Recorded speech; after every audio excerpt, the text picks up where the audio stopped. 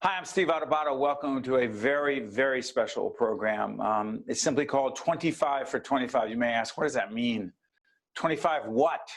Well, it's 25 awards, very special awards. The Russ Berrie Making a Difference Awards. Over 25 years, I've been honored to be a part of this extraordinary event where people, unsung heroes, make a difference in the lives of others. It is my honor to introduce the president of the Russell Berrie Foundation Board of Trustees, Angelica Berrie. Angelica, how are you doing today?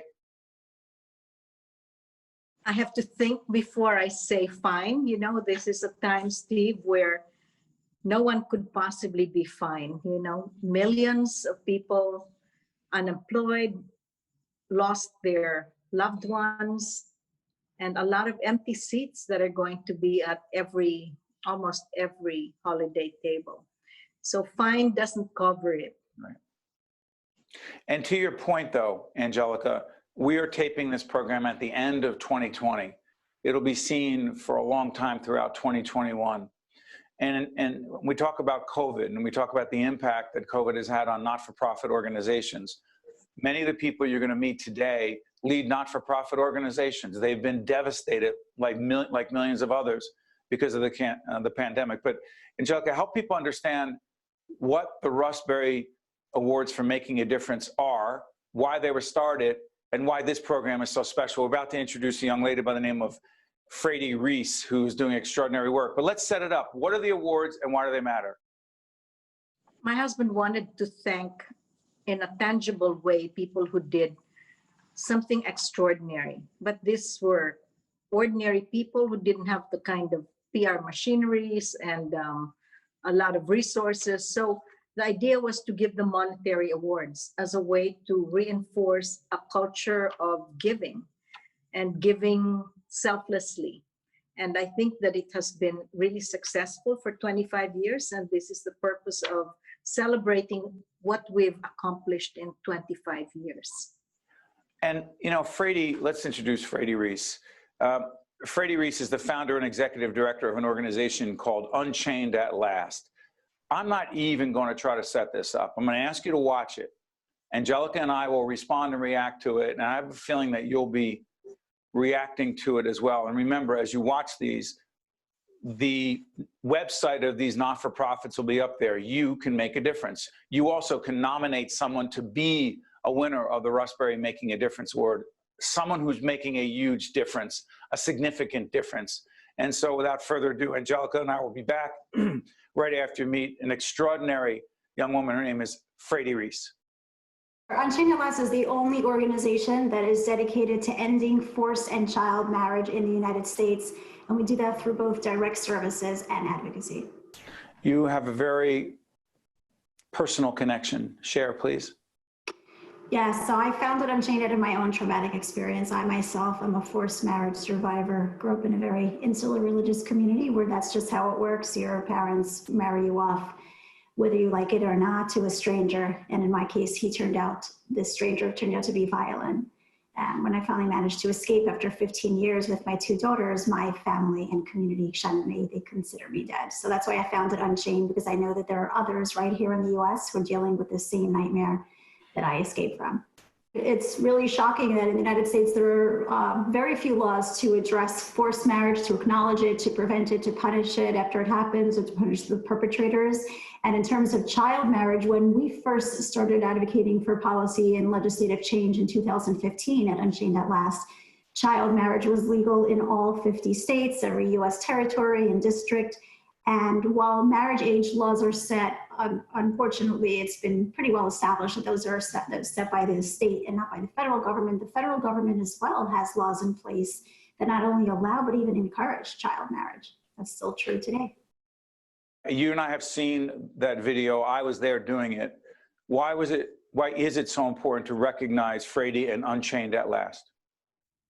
It's unimaginable that something like human slavery still exists. And out of 50 states, we've only had 2 states, and I'm very proud that New Jersey is one of them. And I just want to say that she's fearless, you know, to get out of a marriage knowing you have no safety net, It's unimaginable. I don't think I'd have the courage. So when I put myself in her shoes, I say, we must listen. We must find people to advocate for child brides. Let's put this in perspective before we introduce our good friend Pino Rodriguez from down in Camden, New Jersey.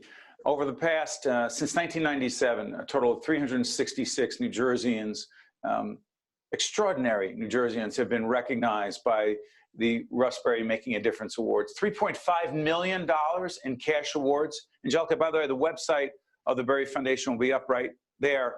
You can see this throughout this program.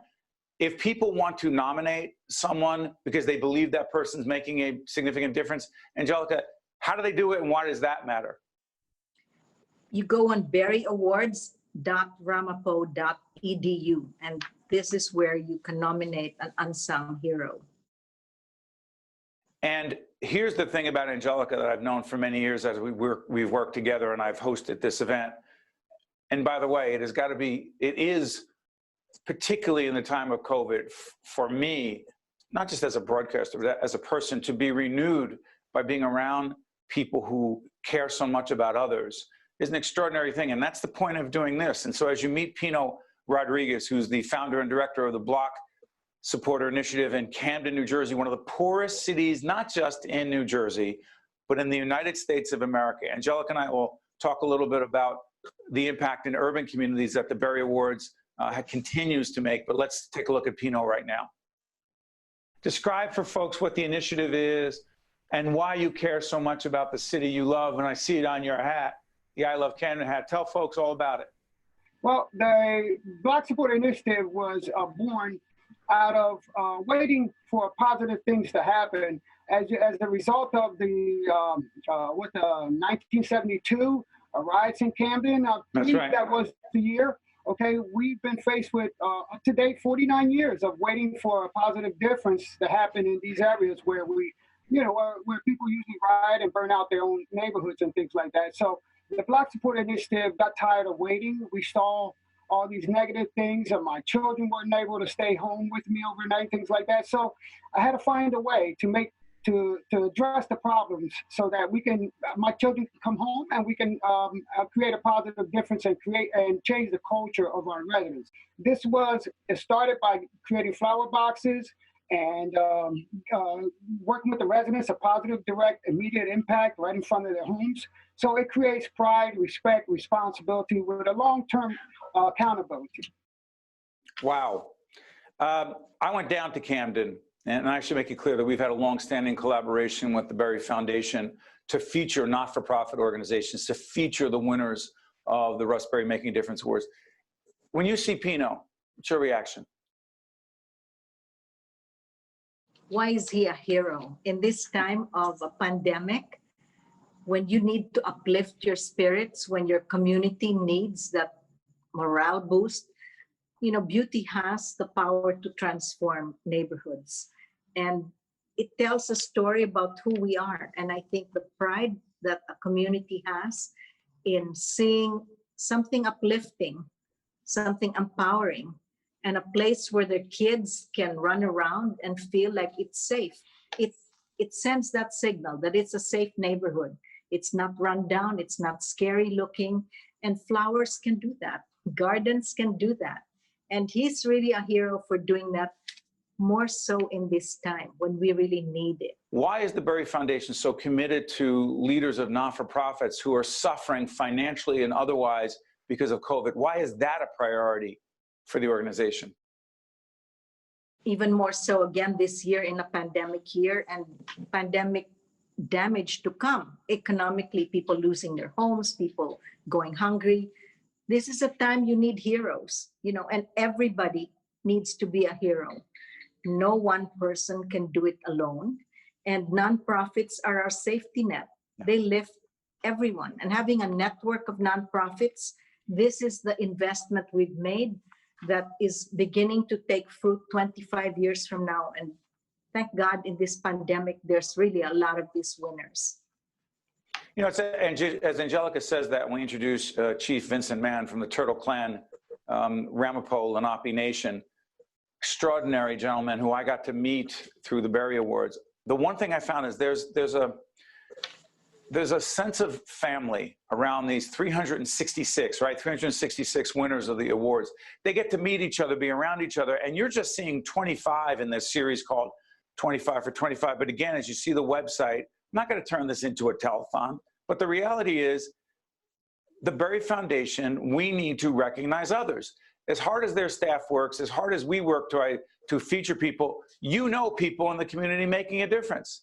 Unsung heroes. So in that spirit, I'm going to introduce Chief Vincent Mann, who tells a powerful story about not just the Ramapo-Lenape Nation, but a horrific environmental crisis that they are facing in addition to COVID that is making people sick in their community.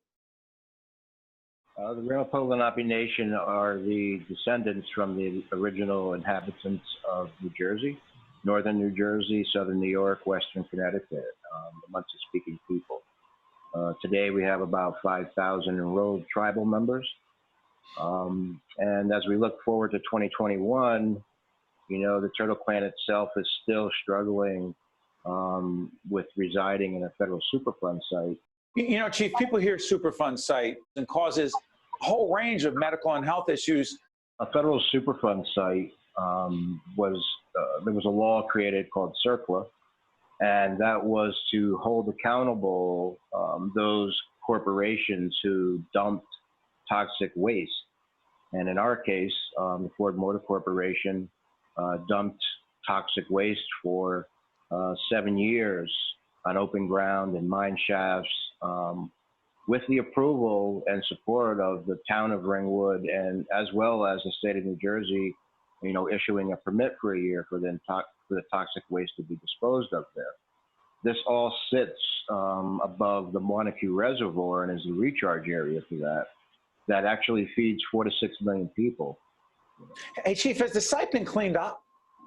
Absolutely not. So it's going to forever be a toxic waste dump. Our people, 46 homes, about 300 or so people are actively still living there, actively still paying taxes on their homes that have no value, actively playing and hunting around the general area. And, you know, there seems to be, 56 years later, you would think that somebody somewhere would hear that call and come to bring that help to the people. What message did you take away from listening to him? Not just then, but now. You know, we're more aware of what happens to Native American sacred lands today than we ever were 45 years ago when this problem started here, right in our backyard in Ramapo, New Jersey. And I think that we understand now that so many Native American tribes have this environmental damage simply because they've been displaced by governments. They've been moved out of sacred lands, and now they face environmental damage to add insult to injury. You know, we have a lot of making up to do, and it affects us ultimately because environmental damage trickles down to people in our own community, whether we're that part of that tribe or not. Go on our website at steveadubato.org and check out 25 for 25, and you will see 25 of 366 Berrie Award winners who are just extraordinary. Don't take it from me. Don't take it from Angelica. Watch them. Listen to them. Look at the work and the impact they're having. And in that spirit, I want to introduce an extraordinary young woman who we've gotten to know through the Berrie Foundation, who one day is going to be recognized by a lot of others. She is A. Dorian Murray Thomas. She's the head of an organization called She Wins. And wow, talk about overcoming personal tragedy. She took that tragedy of losing her father in a tragic, violent way to make a difference in the lives of other young women. A. Dorian Murray Thomas. When I created She Wins, I wanted to create a space for young women who shared my story, being affected by violence. Our goal at She Wins is to really create an ecosystem where young women, regardless of their stories, zip code, or circumstance, are empowered to win. And so we have 3 core tenets: sisterhood, service, and self-actualization. And our goal is to really kind of create this space where young women in the city of Newark are able to use their stories to help catalyze change. And so when I think about the Russ Berrie family, right, which is committed to honoring leaders and change makers in the state of New Jersey, a lot of the work we do at She Wins is quite similar to that, but specifically working with young women in the city of Newark who've experienced some form of trauma, but are using those stories to overcome and actually create change in their communities. And so it was an honor to not only get the award and obviously have the type of support that it gave to our organization, but to bring my girls there. I had about 6 or 8 of our girls who actually came with me on the day. That's right, because you were there and we talked and you met some of them. And so it was such a beautiful experience to be a part of the Russ Berrie family. Yeah. You said when it comes to young people, they know what's going on. It's the bleeding, not the wound. What do you mean? And so when I say it's the bleeding, not the wound, right? A lot of the unrest, a lot of the discontent is actually symptomatic of these deeper issues that have existed long before March of 2020, long before what we are calling the digital divide now, but frankly has been an issue for years, right? Watching her does not get old. Is that a fair assessment, Angelica Berrie? In this time, Steve, I'm really struck by the fact that we have to think about African American nonprofits in a very different way. We've always supported them colorblind, but in this George Floyd moment, you understand why it's so important to support nonprofits led by especially African American women who really need a lot of empowerment. It creates equity, but it's also something that we have to have a special lens nowadays to think about how our nonprofit work benefits African American communities by lifting them.